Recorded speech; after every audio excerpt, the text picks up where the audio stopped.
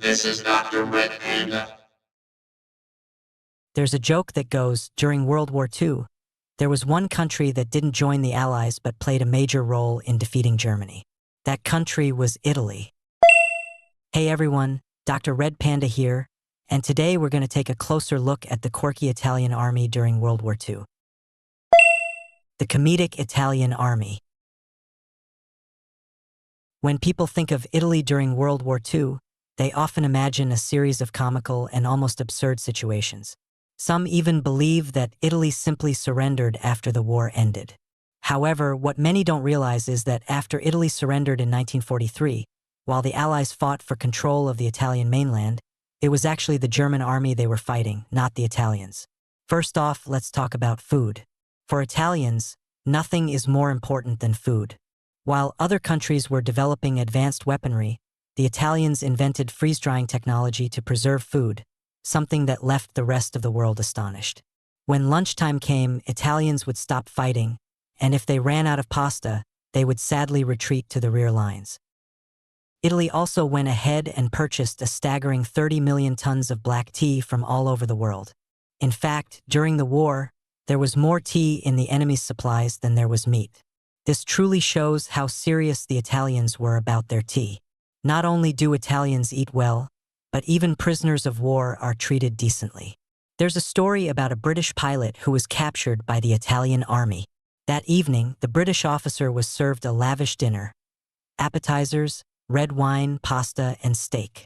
Based on his past combat experience, the officer assumed it was his last meal and that he'd be executed the next day. However, the next day, instead of facing a firing squad, he was greeted by an Italian officer who didn't pull out a gun. Instead, the officer repeatedly apologized, explaining that the meal was actually the standard fare for regular soldiers, not for officers. He reassured the British officer that Italians didn't mistreat prisoners of war. In 1941, on the North African Front, Italy's 132nd Armored Division encountered a British armored unit. The British forces, expecting a fierce battle, were taken by surprise when the Italian division's commander, Mario, suddenly offered to surrender. The British, perhaps feeling that capturing Italians this way would be too easy, refused to accept the surrender and insisted on fighting. However, this decision ended up angering the Italians. Mario, furious, ordered his troops to go on full alert, revving up their tanks and smashing the British forces with overwhelming force. The Italian army was equipped with top-of-the-line equipment, and this armored division boasted over 200 of the most advanced tanks at the time. The British challenge ended in failure, and they were forced to accept the Italian surrender. The Italians once found themselves in a bit of a bind when they couldn't find a proper place to store explosives.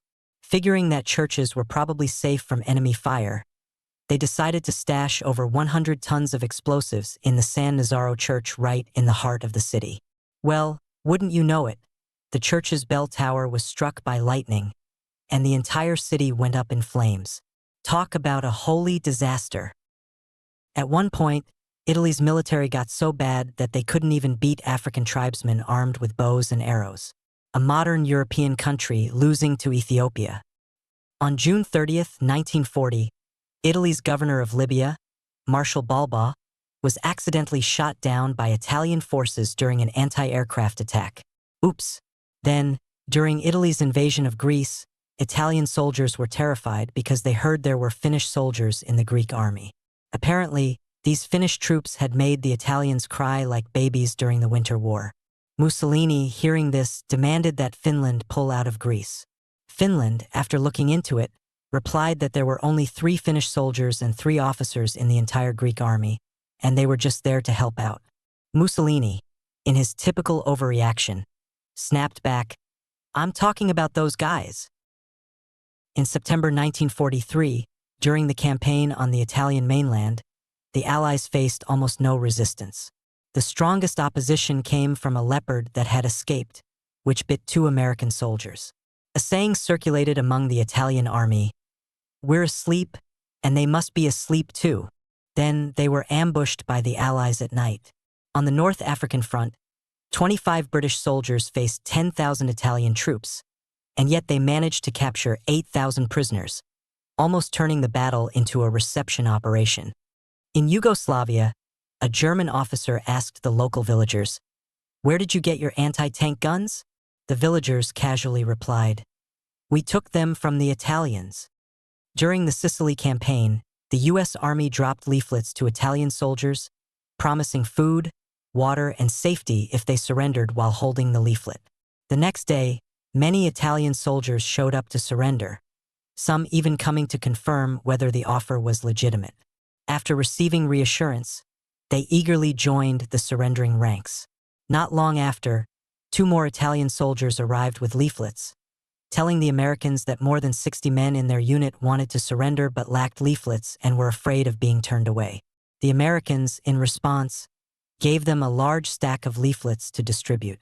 There was even one Italian soldier who came just to ask for a leaflet so that his brother could also surrender with peace of mind. In June 1944, while Germany invaded southern France, Italy attempted to capitalize on the situation by launching a surprise attack. However, a force of 350,000 Italian troops was unexpectedly repelled by a mere 180,000 French soldiers. Ultimately, the Germans were forced to intervene to resolve the crisis. By October 1944, Italy's 21 divisions were forced to retreat from Greece, leaving only 3 divisions, which were eventually pushed back to Albania. Prior to this, Greece had maintained good relations with Germany, remaining neutral. However, after this battle, Greece shifted to the Allied camp, much to Germany's regret.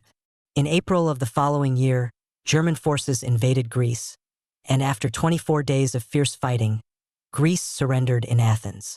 Due to Greece's resistance, Germany was forced to delay the Barbarossa Plan, postponing their invasion of the Soviet Union until June.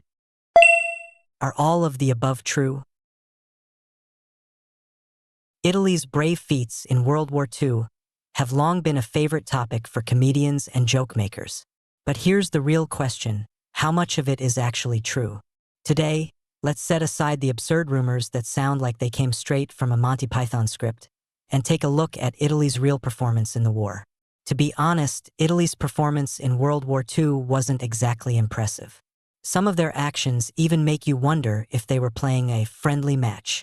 But don't get the wrong idea, not every joke is based in truth.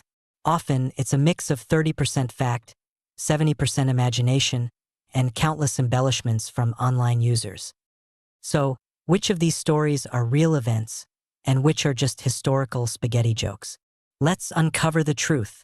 When it comes to food, Italy is indeed a gastronomic powerhouse, but that doesn't mean its army ate well during the war. Freeze-drying technology had been around since the late 19th century, so Italy didn't exactly invent it. On the front lines, soldiers mostly ate canned food and rations, and it was practically impossible to set up a fire to cook meals, let alone make pasta. In fact, Italy's canned food quality was considered among the worst in Europe. German soldiers in North Africa complained that the Italian luncheon meat was nearly inedible, even describing it as tasting like crap. As for the claim that Italy had 30 million tons of red tea, it's downright absurd. According to statistics, the global annual production of tea is just about 3.5 million tons, so 30 million tons is simply impossible. As for the rumor about the Italian 132nd Armored Division in North Africa in 1941, where they allegedly tried to surrender, were rejected by the British, and then angrily counterattacked and defeated them, it sounds more like a virtual battle from history than a real event. There's no concrete evidence to support this story. In reality, Italy wasn't so fortunate on the North African front in 1941.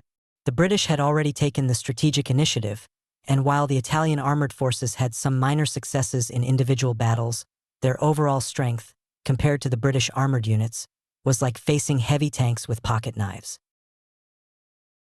As for the rumor that Italians hid rumored items in churches, I couldn't find any concrete historical evidence to support it. There are instances in history where explosives were hidden in churches, but the most notable case occurred in 1769, during the ongoing struggle between Venice and France over northern Italy's Brescia. The church in Brescia had been used as a gathering place for Venetians. On August 18th, a large amount of explosives was stored in the church, and suddenly, an explosion occurred. The explosives detonated instantly, causing 3,000 deaths and destroying much of the city. This disaster was believed to have resulted from the mistaken belief that church bells could prevent lightning strikes. In reality, the church was one of the few large, sturdy buildings in the area, making it a relatively safe place to store volatile gunpowder. A similar disaster occurred again in 1856 on the Greek island of Rhodes, where the explosives were hidden by the Turks, causing 4,000 deaths. Regarding Italy's invasions of Ethiopia, there is a mix of truth and fiction. Italy did invade Ethiopia twice in history. The first invasion occurred from 1894 to 1896, and the second from 1935 to 1936. The first invasion ended in a complete failure for Italy, with Ethiopia delivering a crushing defeat. However, Ethiopia was not as reliant on archery as often thought. In fact, the Ethiopian Central Army had begun modernizing, and Emperor Haile Selassie I had initiated a series of reforms, building a modern army equipped with firearms. He also believed himself to be a descendant of the ancient kingdom of Israel and the noble Solomonic dynasty, so he had no fear of facing Italy, a second-rate power at the time. During the second invasion of Ethiopia in 1935, Italy almost completely occupied the country, and it wasn't until 1941 that British forces liberated it. The story of Italian Libya's Governor Balba being killed by his own men is true, and the incident is known as friendly fire. According to statistics, between 2% and 20% of casualties during World War II were caused by friendly fire. It's not uncommon for soldiers to be killed by their own side. For instance, during the Pearl Harbor attack, U.S. forces shot down several of their own planes. Similarly, Germany's top U-boat commander, Wolfgang Luth, was killed by his own guards at the Naval Academy 5 days after Germany's surrender. By the time the Allies landed in Italy in 1943, Italy had already surrendered, and the forces the Allies faced were German, so it would have been impossible for there to have been no resistance. Overall, Italy's performance in World War II is indeed hard to summarize. By 1943, the Italian army had pretty much given up, surrendering in large groups and showing little desire to fight, and there's no way to sugarcoat that. But it's also unfair to say that they were a total liability throughout the war. After suffering defeats in Greece, they still fought through to the end, and they held out in North Africa until the Germans came to their aid. In short, the Italian army wasn't incapable of fighting.